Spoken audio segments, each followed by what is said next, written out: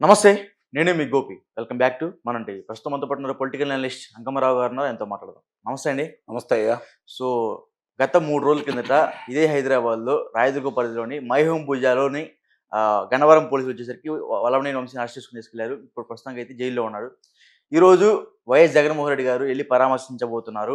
అసలు ఏ విధంగా పరామర్శిస్తారు? తప్పు చేస్తే పరామర్శిస్తాలే గాని, తప్పు చేయకపోతే పరామర్శించాలే గాని, తప్పు చేసి ఎస్సీ, ఎస్టీ వాళ్ళని బెదిరించి, భయభ్రాంతులకు గురి చేసి, వాళ్ళని కొట్టి, తిట్టి, కేసుని మళ్ళీ వాపస్ తీసుకొని వాళ్ళ కారులోని కోర్టుకెళ్ళి ఆ విధంగా మనకి సాక్ష్యాలు కూడా సీసీ ఫుటేజ్ ఆధారాల్లో మనకు కనబడుతూనే ఉంది. ఇంకా అయినా సరే మళ్ళీ ఏ విధంగా ఎళ్లి ఏమని పరామర్శిస్తారండి? అంటే ఆయన ఇప్పటి వరకు చూసుకుంటా ఉంటే ఇద్దరిని పరామర్శించాడు హ్మ్. నాయకుల్ని. ఒకళ్ళు పిన్నెల్లి రామకృష్ణారెడ్డి. నెల్లూరు సబ్ జైల్‌లో ఆయన్ని పరామర్శించడం కూడా జరిగింది. కారణం ఏందంటే ఆయన ఈవీఎంలు పగలగొట్టాడు. అవును. ఈవీఎంలు నేను పగలగొట్టలేదని ఆయన చెబుతా ఉంటే ఈయన పగలగొట్టాడని చెప్పాడు అక్కడికెళ్ళి. ఎందుకంటే ఆయనే తప్పు చేశాడని ఒప్పుకున్నాడు. అంటే అక్కడ రిగ్గింగ్ జరుగుతుంది. ఈవీఎంలు పగలగొడితే తప్పా అన్నాడు గమనించుకోవాల్సిన అంశం. హ్మ్. అంటే ఈవీఎంలు పగలగొట్టడం తప్పా అని చెప్పి అక్కడ మాట్లాడాడు. రెండోది నందిగం సురేష్. ఒక ఎస్సీని ఈ విధంగా ఇబ్బంది పెడతారా? ఏమన్నా న్యాయమా అని చెప్పని అక్కడ ప్రశ్నించాడు. మరి ఇక్కడ ఒక ఎస్సీని కిడ్నాప్ చేసి, అతన్ని బెదిరించి, భయపెట్టి, అతను ఇచ్చిన ఫిర్యాదుని వెనక్కి తీసుకునే విధంగా న్యాయస్థానంలో చెప్పించి, కుటుంబానందరిని ఏదో చేస్తానని బెదిరించిన వ్యక్తిని, ఈరోజు ఏ ఎస్సీని కిడ్నాప్ చేస్తే మీరు జైల్లో పెడతారా అని అడగడానికి వస్తున్నాడు. మీకేమన్నా అభ్యంతరమా? హ్మ్. ఎస్సీని కిడ్నాప్ చేస్తే మీకేమన్నా అభ్యంతరమా? అతన్ని జైల్లో పెడతారా? అని అడగబోతున్నాడు అతను. ఇదేనా ఈ కూటమి చేస్తున్నటువంటిది? తప్పేంటి? ఒక ఎస్సీని గాని, ఎస్టీని గాని కిడ్నాప్ చేసి ఈ విధంగా ఇస్తే తప్పేంటి? మా పార్టీ సిద్ధాంతం ఇది. మా సిద్ధాంతం ఇది. మేము ఇలానే ఉంటాము అని చెప్పని మాట్లాడతాడు. అదే కదా అతను చేసేది రేపు పొద్దునైనా సరే. హ్మ్. ఈరోజు అదే మాట్లాడతాడు. భవిష్యత్తులో కూడా అదే మాట్లాడతాడు. ఎందుకంటే మొన్నే చెప్పాడు కదా! ఏముంది నేను 16 నెలలు కారాగారంలో ఉండి బయటకొస్తే నన్ను ముఖ్యమంత్రిని చేశారు. మీ మీద ఏదైనా అభియోగాలుంటే 3 నెలల్లో బయటకొస్తారు గదా! అట్లానే కొనసాగించండి అన్నాడు తప్ప, అలా ఎందుకు చెయ్యాలని గాని, ఇది మంచి పద్ధతి కాదని గాని చెప్పటం లేదు గదా! ఇప్పుడు కూడా అట్లానే చెప్తాడు. ఏముంది దాంట్లో? హ్మ్. అంటే జగన్మోహన్ రెడ్డి గారు ఈ హత్యా రాజకీయాలు గాని, లేకపోతే ఈ గూండా రాజకీయాలు గాని దగ్గరుండి ప్రోత్సహించారు గదా! అవునా అవును. గదా? అవునా గదా? అంతే గదా! హ్మ్. వాళ్ళ ఆయనకు కావాల్సిన వ్యక్తులు వాళ్ళే గదా! చూసుకోండి. తురకా కిషోర్. అవును. తురకా కిషోర్ అనే వ్యక్తి ఒక శాసనమండలి సభ్యుడిని, ఒక మాజీ శాసనసభ్యుడిని దాడి చేసి, అతని వాహనాన్ని ధ్వంసం చేసి చంపబోతా ఉంటే, అతన్ని తీసుకెళ్ళి మాచర్ల మున్సిపల్ చైర్మన్ చేశారు. పిల్లగాడిని గుద్దేసి పారిపోతుండగా కొట్టామన్నారు ఆ రోజు.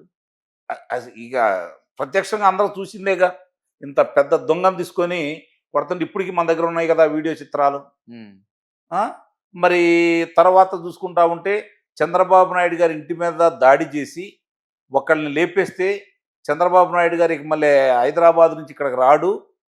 ఆంధ్ర రాష్ట్రానికి రాడు అని చెప్పని ఇంటి మీదకెళ్ళి దాడి చేసినటువంటి జోగి రమేష్‌ని, అలాగే ఒక ప్రచార సభలో విపరీతంగా లోకేష్ బాబుని, పవన్ కళ్యాణ్‌ని తిట్టినటువంటి జోగి రమేష్‌ని మంత్రి పదవిచ్చి ప్రోత్సహించింది ఇతనే కదా! అంటే హ్మ్. దాని అర్థం ఏమంటారు? అలాగే రోజు నోటికొచ్చినట్టు ఏదో ఒకటి అది మాట్లాడి విరుచుకుపడే మహిళా శిరోమణి శ్రీమతి రోజా గారిని మంత్రి పదవి కట్టబెట్టాడు కదా! హ్మ్. ఇవన్నీ మనం వరుసనే చూసుకుంటా ఉంటే మరి పద్దాకులు నోటితో పని చెప్పే బూతుల నాని గారికి మంత్రి పదవిలో కొనసాగించుకున్నారు కదా 2.5 సంవత్సరాల పైమాట. ఇవన్నీ మనం చూస్తుంటుంటే అతను ఎవరిని ప్రోత్సహించాడు? ఒక ఏపినేమో రాష్ట్రాన్ని 4 ముక్కలుగా చేసేసి ఒక్కో ముక్క ఒక్కోళ్ళకి ఇచ్చేసాడు ఆయన. ఓహ్! వాళ్ళ బాబాయ్ గారి సుబ్బారెడ్డి గారికి ఇచ్చేసాడు. వైవి సుబ్బారెడ్డి గారికి. ఒక ఏరియానేమో పెద్దిరెడ్డి రామచంద్రారెడ్డికి ఇచ్చేసాడు. కొంత ఏరియానేమో చెవిరెడ్డి భాస్కర్ రెడ్డికి ఇచ్చేసాడు. కొంత ఏరియానేమో మిథున్ రెడ్డిని చూసుకోమన్నాడు. కొంత ఏరియానేమో విజయసాయి రెడ్డిని చూసుకోమన్నాడు. ఉత్తరాంధ్ర మొత్తం.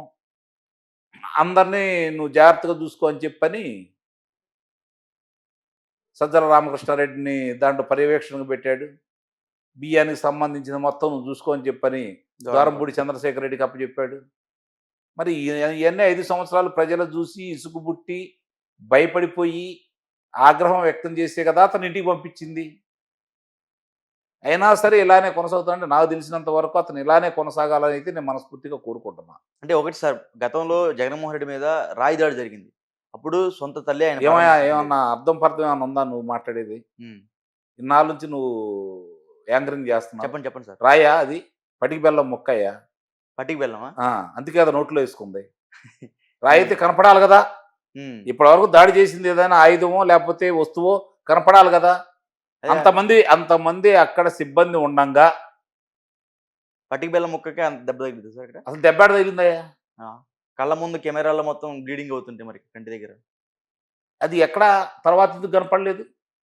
హ్మ్. ఎందుకు మాయమైపోయింది? తర్వాత తీశాడు గదా! తీస్తే గాయమైతే మనకు ఆనవాళ్ళు కనపడాలి గదా! హ్మ్. కనపడ్డాయా? చెప్పు. గమనించలే నేను పెద్దగా అట్లా. మరి అదే నేను హ్మ్. అడిగేది. హ్మ్. ఎక్కడ పటికి బెల్లం ముక్క. అసలు పటికి బెల్లం ముక్క గూడా గాదు. రాయి గాదు. వాళ్ళు కావాలని ఆడినటువంటి నాటకం.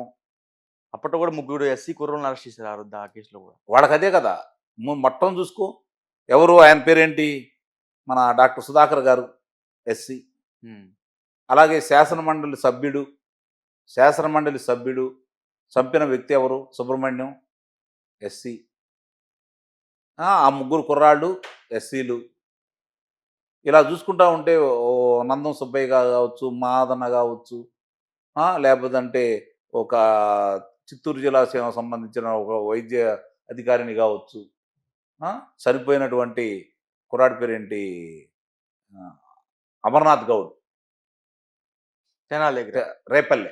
అదే రేపల్లె ఆ, దగ్గర. హ్మ్. మరి వీళ్ళందరినీ చూసుకుంటా ఉంటే ఎవరు? తోట చంద్రయ్య గారు. ఇలాంటి వ్యక్తులందరూ బలహీన వర్గాల వాళ్ళు దళితులే కదా. దళితుల మీదే కదా అతను ప్రతాపం చూపిస్తుంది. హ్మ్. దళితులే వాళ్ళకు ఓట్లేసి, బలహీన వర్గాలే వాళ్ళకు ఓట్లేసిన తర్వాత వాళ్ళ మీదే ప్రతీకారం తీర్చుకున్నాడు కదా, నాకు ఓట్లేస్తారా మీరని చెప్పని. హ్మ్. ఇది గమనించుకోవాలి. ఇది గమనించుకున్నారు కాబట్టి అతను ఇంటికి పంపించేశారు. మాట్లాడటానికి మాత్రమే నేను దళితకి అండగా ఉంటాను, దళితులే నాకు ముఖ్యం అని చెప్పి మాట్లాడతాడు. చేసినవన్నీ దాడులన్నీ, దోపిడీలన్నీ వాళ్ళ మీదే కదా. హ్మ్. 11,000 ఎకరాలు దళితుల భూముల్ని ఇరికి తీసేసుకున్నాడు. ఇవన్నీ ప్రజలు గమనించారు కాబట్టే అతనికి 11 స్థానాలకు పరిమితం చేశాడు. ఇట్లాంటి కార్యక్రమాలు ఇదే కొనసాగుతున్నాడు అనుకోండి, రేపొద్దున ఒక్క స్థానం కూడా రాదు. విజయవాడ జైలుకెళ్తున్నాడు. వెళ్లి బయటకొచ్చిన తర్వాత ప్రెస్ మీట్‌లో ఏ విధంగా మళ్ళీ మాట్లాడుతా ఉంటారండి? చెప్పాను కదా! ఒక దళితుడిని కిడ్నాప్ చేస్తే అరెస్ట్ చేస్తారా? కక్ష సాధింపు చర్య కదా! ఇది ఎర్ర పుస్తకం నడుపుతుందే కదా!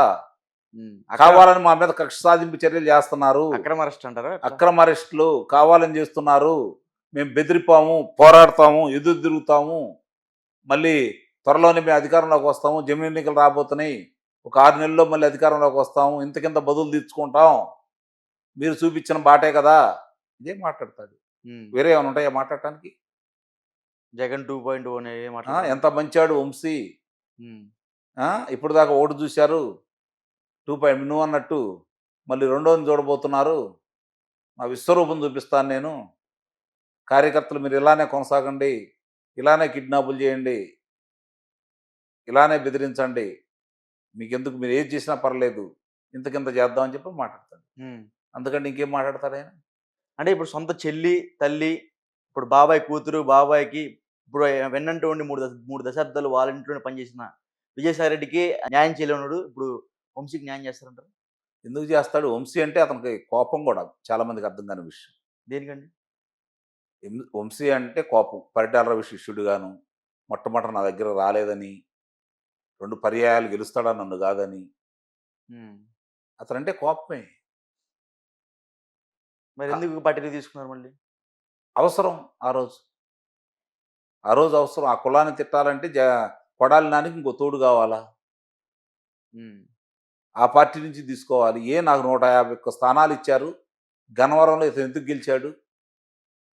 హ్మ్. ఆ పార్టీలో ఎందుకుండాలి? నా పార్టీలో ఉండాలని తీసుకున్నాడు. అంటే ఇప్పుడు తిట్టించింది కూడా వైఎస్ జగన్మోహన్ రెడ్డి అంటారా? ఆ టైంలో? అంతే కదా! బయటికెళ్ళిన వాళ్ళందరూ ఏం చెబుతున్నారు? ఓకే. బయటికెళ్ళినందరూ ఏం చెబుతున్నారు? వాళ్ళిచ్చి పంపించింది మాత్రం మేము చదవాలి. మా సొంత అభిప్రాయాలేమి లేవని చెబుతున్నారు గదా! Okay. Okay. Right. Thank you అండి. థాంక్